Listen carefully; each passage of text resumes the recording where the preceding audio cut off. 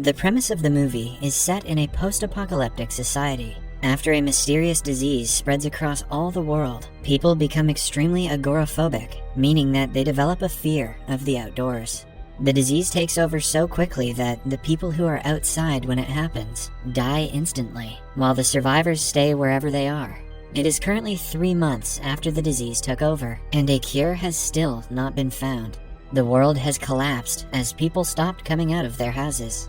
An office worker named Mark was at work when the pandemic took over. Ever since then, he has not been able to return home to his wife Julia. At the beginning of the movie, Mark scavenges through his office building for food. Alongside him, his coworkers are busy going about their day, as they have for several months now. He tries to use the phone, but as expected, it doesn't work. A view of the city through the window shows us the destruction caused by the pandemic. Mark looks at the empty streets while eating a piece of bread. His colleague asks him to come downstairs because it is his turn to work. For the past month, they have been making a tunnel that they can use to go places since they cannot walk outside.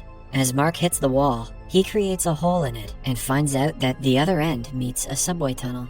Later, everyone is being given rationed food supplies. While waiting in line, Mark sees his former boss, Enrique, hiding a GPS in his pocket. When he asks him what the GPS is for, Enrique dismisses the matter. A flashback reveals that before the pandemic, Mark was working as a computer engineer. One day, Enrique calls him into the office and asks him about a deadline that Mark had missed earlier. He threatens Mark with possible termination from the job if he isn't efficient enough the next time. Mark works overtime that night and ignores the calls from his wife, Julia. He returns home late to see Julia has already had dinner. The couple talks about their plan to have a baby soon. Mark doesn't want to rush the subject while he is having trouble at work, but Julia is impatient. They have had several arguments about the matter in the past. At night, Mark cannot fall asleep, so he watches the news. There's a story about a 16-year-old teen who commits suicide after staying inside his house for more than 6 months. He had severe agoraphobia, but his father didn't understand or believe him, which led him to commit suicide. The following day, in the office, everyone discusses the teen's tragic death. Mark notices that one of his colleagues, Rovira, is wearing the same clothes that he did for the last few days. It is almost as if he hasn't returned home. At the time, Mark didn't understand what Rovira's problem was, but looking back at it now, he was one of the first people to get infected by the disease. In the present, Mark and Enrique are in Enrique's office, secretly discussing the GPS. Since the phone's GPS has stopped working, Mark needs the device to reach his apartment. Enrique requests Mark not tell the others about the device, or else they will probably steal it in the time of crisis. Mark reveals that he has stolen supplies formerly owned by Rovira. Using both of their tools, they can partner up and help each other reach their destinations. Enrique also needs help in going to Via Olympia, but he doesn't specify his reasons. Enrique is initially dismissive of Mark's idea and declines partnering with him, but Mark blackmails him into helping him search for Julia. The two set out into the subway system and start their journey.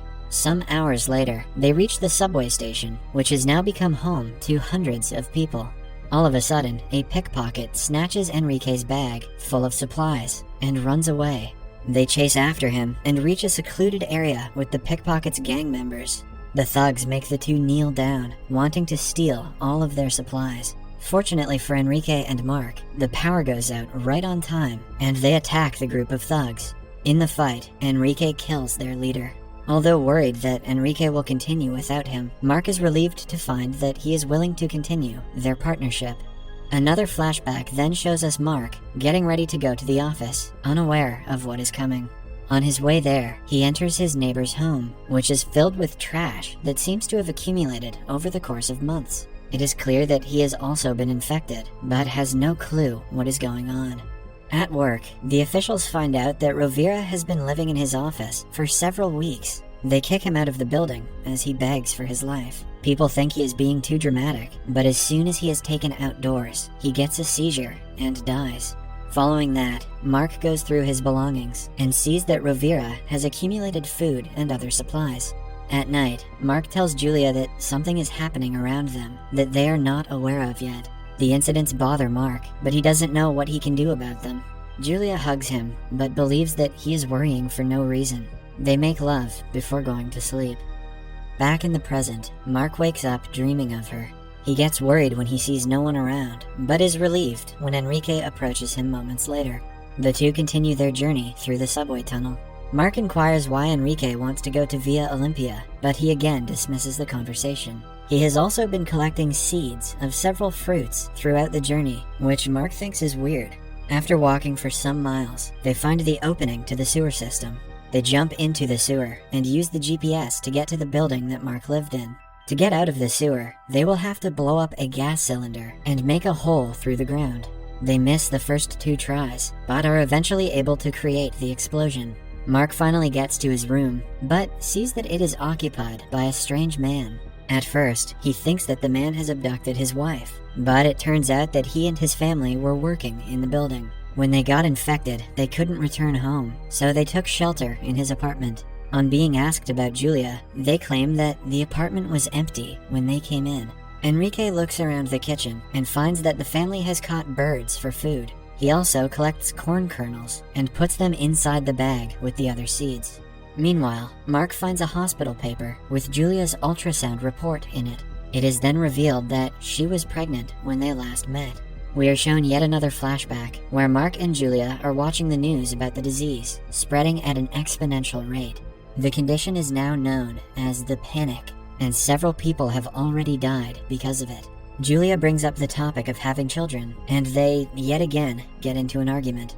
While walking to work, Mark notices the streets and the train are emptier than usual.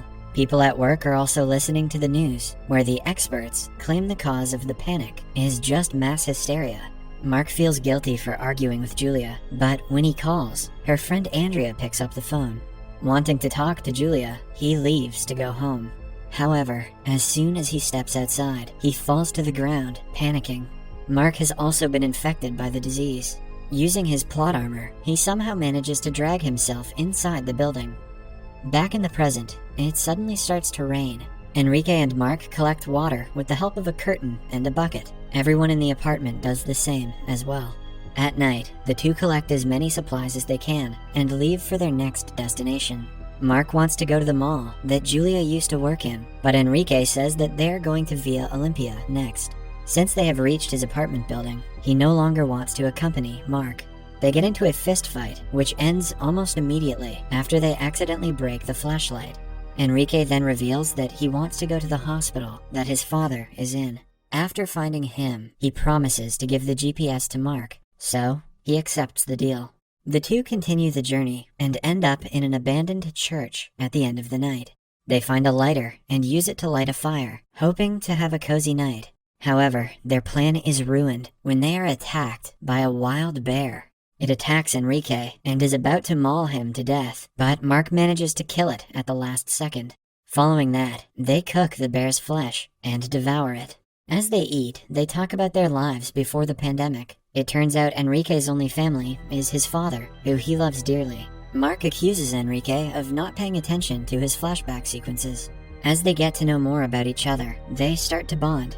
The following day, they continue the journey through the sewers to the hospital. On their way, they meet another group of survivors who claim that they have heard rumors about the hospital being burned to the ground. Enrique freaks out and runs to the top of a building. There, through a glass window, he sees that the hospital has in fact burned. Since his father was paralyzed and was on the 5th floor, he loses all hope of his survival.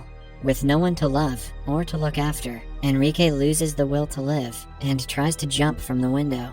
But Mark saves him.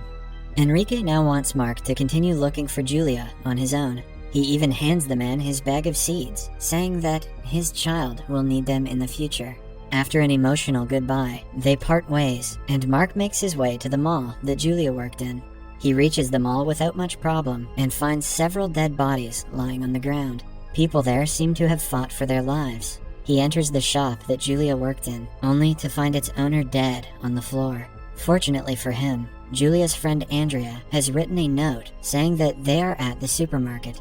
On his way there, he meets another group of survivors. They're reluctant to let him in, but they agree to see if someone named Julia is in their group. Before they can get back to him, however, a rival group attacks them. The ensuing fight causes most of the people from both sides to die. Amidst the chaos, Mark meets Andrea, who tells him that Julia has gone to the gynecologist after Mark ended the call that day. They try to run away, but Andrea is killed by falling debris. Following that, a man attacks Mark and is about to kill him, but Enrique arrives at the right moment and saves him. But just afterwards, Enrique is stabbed in the chest. He hides his injury from Mark and offers to join him to search for Julia. They walk through the tunnel and end up in an auditorium. Mark runs to one of the upper floors of the building and sees Julia in the opposite building through the window. Julia also notices him and is overjoyed. Mark quickly runs back to tell Enrique about her, but finds him bleeding to death. Enrique urges him to go find Julia and live his life happily before passing away. Now, Julia and Mark are at the entrance of two opposite buildings. Mark takes the chance and runs across the street to meet her. His head gets lighter and his ears start to bleed, but his plot armor prevails and he manages to get to his wife in the end. The two finally reunite and look at each other with tears of joy. Some months later, Julia gives birth to a healthy boy. They use the seeds that Enrique had given Mark to create a greenhouse. As their kid grows up, he takes his first step into the outside world, proving that he is immune to agoraphobia. When he is a teenager, several other kids his age come to take him to rebuild civilization. The movie ends as Mark and Julia watch their son walk away with his new group of friends.